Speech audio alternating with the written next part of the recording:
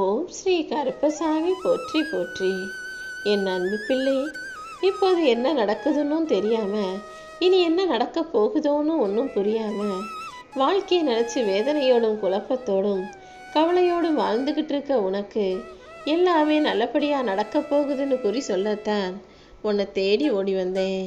இனிமே உன் வாழ்க்கையில் எல்லாவற்றையும் சிறப்பாக செஞ்சு கொடுத்து உன்னை சாதிக்க வைக்க போகிறேன். இதுவரைக்கும் நீ வாழ்க்கையில் ஜெயிச்சு சாதிக்கிறதுக்கு உனக்கு நிறைய ஆற்றல்களையும் திறமைகளையும் கொடுத்தேன். ஆனால் நீ தான் பல சமயங்களில் செய்ய வேண்டிய வேலைகளை சரியாக உடனே செஞ்சு முடிக்காம அப்புறம் பார்த்துக்கலான்னு தள்ளி வச்ச. அதனால் உன்னுடைய வெற்றிகளும் சேர்ந்தே தள்ளி வைக்கப்பட்டு தாமதமாகிவிட்டது. இனிமேலாவது எல்லாமே சிறப்பாக சரியாக உயர்வாக வாழ்க்கையை உயர்த்தும் விதத்தில் நடக்கணும்னு நினச்சினா அனைத்தையும் உடனே செய்ய பழகு. ஒருத்தருடைய குணம் இப்படிதான்னு தெரிஞ்ச பிறகு அவர்களை மாற்ற முயற்சி செய்யாதே. உன்னை சுற்றி இருக்கிற மனிதர்களும் ஒவ்வொரு காரணத்தோட பிறப்பெடுத்திருக்காங்க. அவர்களுடைய பிறவிக்கான பலனை, அது நல்லதோ கெட்டதோ, அவங்க செஞ்சு முடிச்சிட்டு தான் ஓய்வாங்க. அப்புறமா தான் நீ சொன்னபடி அவர்களுக்கு புத்தி வரும். அதனால யாரையும் மாற்றணும், யாரையும் திருத்தணும்னு நினைக்காம நீ உன்னை மாற்றிக்கோ.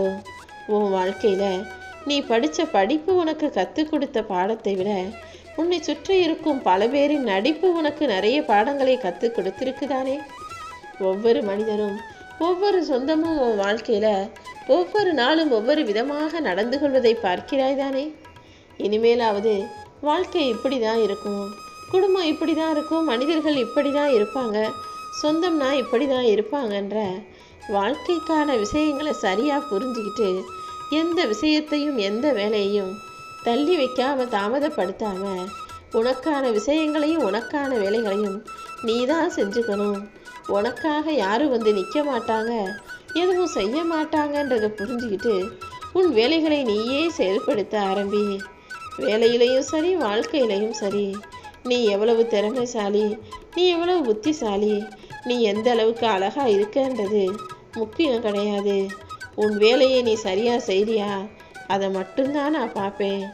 உன் வாழ்க்கையில் நீ உண்மையாக நேர்மையாக சரியாக இருக்கிறியாங்கிறத மட்டும்தான் நான் பார்ப்பேன். என் செல்லமே, நீ நல்ல பண்புள்ள நல்ல குணமுள்ள பிள்ளையாக இருக்கிறாயான்றதை பார்த்து தான் அதன் மூலமாக உன் வாழ்க்கையை நான் உயர்த்துவேன். ஒருவரை முழுமையாக நம்பி விட்டு அப்புறமா ஏமாந்து போகிறத நான் சொல்கிறத கேளு. ஒருத்தரை நம்புறேன்னு சொல்லிட்டு அப்புறம் அவங்கள நீ சந்தேகப்பட்டுக்கிட்டே இருக்கிறது, அவங்களுக்கு தெரியாமலே அவர்களை சந்தேக கண்ணோடு எதிர்கொள்வதும் ஒரு வகையில் துரோகம்தான். உனக்கு நல்லா தெரிஞ்சால் மட்டும் தெரியாத பட்சத்தில் நீ அவர்கள் மீது நம்பிக்கை வைக்காம நம்புறேன்னு சொல்லாமலேயே இருந்து விடலாம் அல்லவா. அடுத்தவங்க யாராவது தூங்குனாங்கன்னா ஐயோ சகுனம் சரியில்லைன்னு சொல்லுகிற மனிதர்கள் உனக்கு பிடிச்சவங்க யாராவது தூங்கும்போது மட்டும் ஆயுசு 100 200ன்னு சொல்லிக்கொள்வதை நான் பார்க்கிறேன். ஒவ்வொரு மனிதனும் இடத்துக்கு ஏற்றாற் போல, சூழ்நிலைக்கு ஏற்றாற் போல, தனக்கு பிடிச்சவங்களுக்கும் பிடிக்காதவங்களுக்கும் ஏற்றாற் போல மாற்றி மாற்றி பேசக்கூடியவர்களாக இருக்காங்கன்ற இந்த வாழ்க்கையின் உண்மையை நீ புரிஞ்சுக்கோ. உன்னால் காப்பாற்ற முடியாத உன்னுடைய உண்மையான ரகசியத்தை அடுத்தவங்க கிட்ட சொல்லிட்டு யார்கிட்டையும் சொல்லாதீங்கன்னு சொன்னால் அவங்க எப்படி சொல்லாமல் இருப்பாங்க?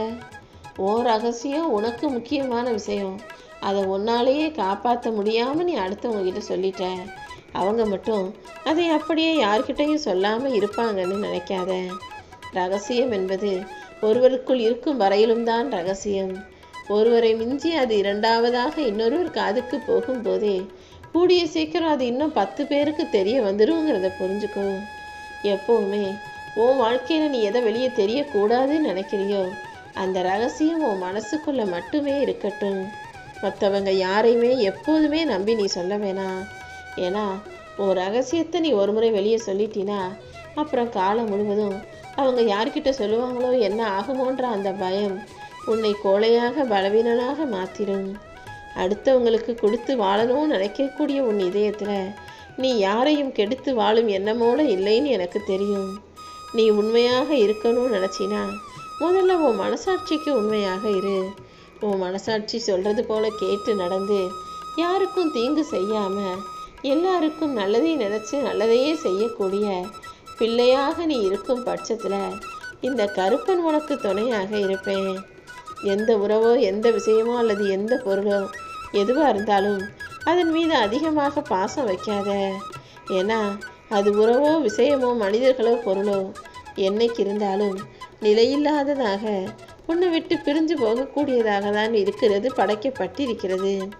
உன்னை சுற்றி தவறான எண்ணம் கொண்ட மனிதர்களையும் தவறான செயலை செய்யக்கூடிய பழக்கத்தை கொண்ட நட்புகளையும் தவிர்த்து விடு. உடனே வீடு வாங்கணும், உடனே கார் வாங்கணும்னு நினச்சி கடன் வாங்கி அப்புறம் 10-15 வருஷம் 20 வருஷம் வரைக்கும் கடனாளி சமாளித்து சாதிக்க முடியுமோ அதை செய்ய திட்டம் போடு.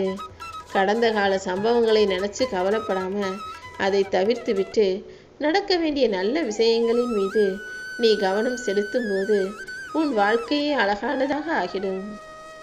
வாழ்க்கையை சிறப்பாய் ஆக்கி தருவதற்கு உன் அப்பன் கருப்பன் நானும் இருக்கேன்.